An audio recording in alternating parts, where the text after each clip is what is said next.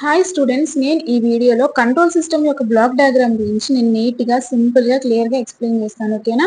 So video last వరకు చూడండి, ఎక్కడా స్కిప్ చేయకండి. మీకు అర్థమయ్యేలాగే సింపుల్ వర్డ్స్లోనే చెప్తాను. సో సిస్టమ్ అంటే ఏంటి? సిస్టమ్ అనేది ఒక కాంబినేషన్ ఆఫ్ కాంపోనెంట్స్ అన్నమాట. సో ఇవన్నీ టుగెదర్గా ఏం చేస్తాయంటే వర్క్ చేసి ఒక స్పెసిఫిక్ టాస్క్ ని పర్ఫామ్ చేస్తాయి.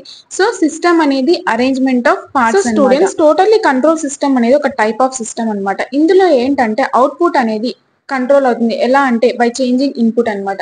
ఫర్ ఎగ్జాంపుల్ ఏంటంటే ఒక ఎలక్ట్రిక్ స్విచ్ ఉంది. మనం ఏం చేస్తాము? స్విచ్ ని టర్న్ ఆన్ టర్న్ ఆఫ్ చేస్తూ ఉంటాము. అప్పుడు ఏమవుతుంది? ఎలక్ట్రిసిటీ యొక్క ఫ్లో అనేది ఇక్కడ ఏమవుతుంది? కంట్రోల్ అవుతుంది. ఫర్ సపోజ్ ఇన్పుట్ వచ్చేసి మనము స్విచ్ ని ఆన్ చేసాము. అవుట్పుట్ ఏంటి? లైట్ ఆర్ డివైస్ ఏమవుతుంది? టర్న్ ఆన్ అవుతుంది లేకపోతే ఆఫ్ అవుతుంది. అంటే మనం ఇచ్చే ఇన్పుట్ ద్వారా అవుట్పుట్ అనేది కంట్రోల్ అవుతుంది. సో స్టూడెంట్స్, కంట్రోల్ సిస్టమ్ అనేది ఒక టైప్ ఆఫ్ సిస్టమ్ అన్నమాట. ఇక్కడ అవుట్పుట్ అనేది కంట్రోల్ అవుతుంది బై చేంజింగ్ ఇన్పుట్.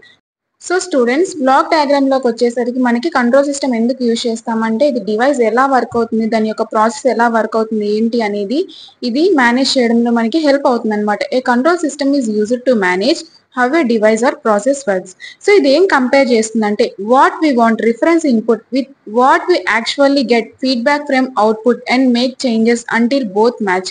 అంటే ఏంటంటే మనకి ఏదైతే రిఫరెన్స్ ఇన్పుట్ కావాలో, సో ఏదైతే యాక్చువల్ అవుట్పుట్ వస్తుందో ఈ రెండింటిని కంపేర్ చేసేసి ఫీడ్బ్యాక్ ఉంటుంది కదా, సో ఈ రెండింటిని మొత్తాన్ని కంపేర్ చేసేసి మనకి లాస్ట్ ఈ రిఫరెన్స్ ఇన్పుట్ ఏదైతే మనం కావాలనుకున్నామో ఆ రెండు మ్యాచ్ అయ్యే విధంగా అవుట్పుట్ వచ్చే విధంగా ఈ కంట్రోల్ సిస్టమ్ అనేది చేస్తుంది అనమాట. చూడండి, it compares what we want reference input with what we actually get feedback from output and makes changes until both match.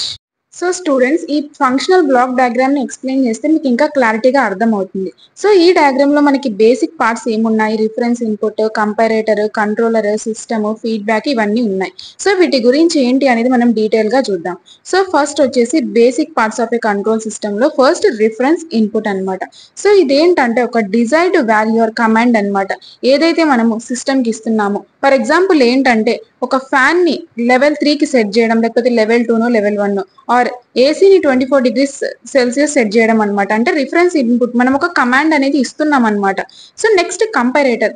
ఈ కంపారేటర్ ఏం చేస్తుందంటే కంపేర్ చేస్తుంది ఏదైతే రిఫరెన్స్ ఇన్పుట్ తో ఇంకా ఫీడ్బ్యాక్ సిగ్నల్ ఏదైతే మనకి యాక్చువల్ అవుట్పుట్ వాల్యూ ఉంటుంది కదా, ఈ రెండింటిని కంపేర్ చేస్తుంది అనమాట.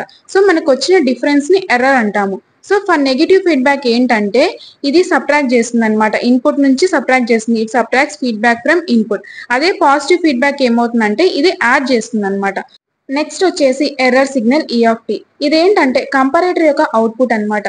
సో ఇది ఏం చూపిస్తుందంటే యాక్చువల్ అవుట్పుట్ ఏదైతే మనకి డిజైర్డ్ వాల్యూ నుంచి ఏదైతే డిఫరెన్స్ ఉందో దాన్ని చూపిస్తుంది. It shows how much the actual output is different from the desired value. So desired value నుంచి యాక్చువల్ అవుట్పుట్ అనేది ఎంత డిఫరెంట్ ఉంది ఏంటి అనేది మనకి ఎర్రర్ సిగ్నల్ అనేది చూపిస్తుంది అనమాట. నెక్స్ట్ వచ్చేసి ఏంటంటే ఫార్వర్డ్ పాత్. సో ఇది ఒక రూట్ అన్నమాట. ఏదైతే ఎర్రర్ సిగ్నల్ అనేది కంపారేటర్ నుంచి సిస్టమ్ లోకి వెళ్తుంది. ఎలా వెళ్తుందంటే కంట్రోలర్ నుంచి వెళ్తుంది అనమాట. నెక్స్ట్ వచ్చేసి కంట్రోలర్. సో ఈ కంట్రోలర్ అనేది సిస్టమ్ యొక్క బ్రెయిన్ అన్నమాట.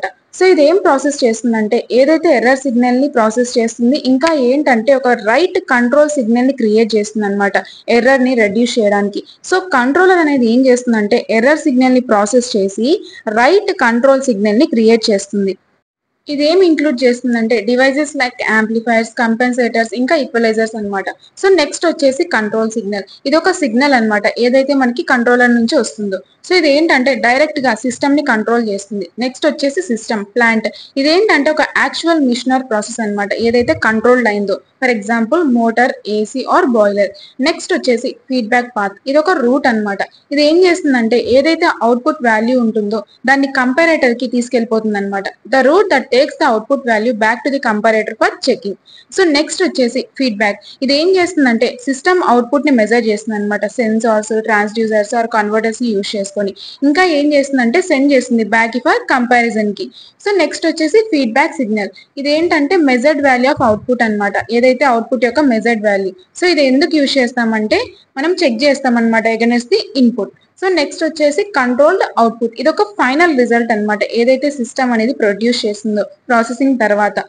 సో గుడ్ కంట్రోల్ సిస్టమ్ లో కంట్రోల్డ్ అవుట్పుట్ అనేది ఖచ్చితంగా క్లోజ్ గా ఉండాలన్నమాట రిఫరెన్స్ ఇన్పుట్ కి. సో స్టూడెంట్స్ మీకు అర్థమైందా కంట్రోల్ సిస్టమ్ యొక్క బ్లాక్ డయాగ్రామ్ ఏంటి అనేది? నా ఎక్స్ప్లెనేషన్ మీకు నచ్చినట్టయితే మీ ఫ్రెండ్స్కి షేర్ చేసి నాకు సపోర్ట్ చేయండి. ఇంకా ఛానల్ని సబ్స్క్రైబ్ చేయండి. Thank you.